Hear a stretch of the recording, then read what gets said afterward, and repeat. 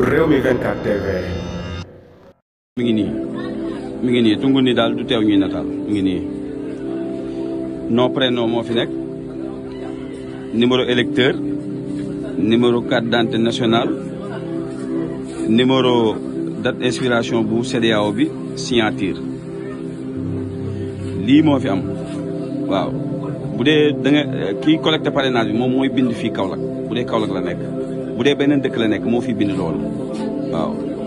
loolu amul benn différence ak nga bëgg a nekk fii naan damay voté ji fekk fa waaw loolu moo ci nekk moo tax ma dem tiré fiche bi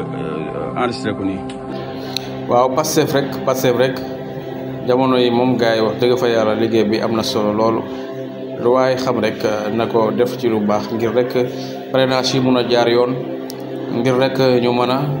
am ndam ci liggéey bi nga xamante ne moom la ñu sumb mi ngoog jamono yi nag kon askan bi yëpp rek ñu ngi ci parrainage yi.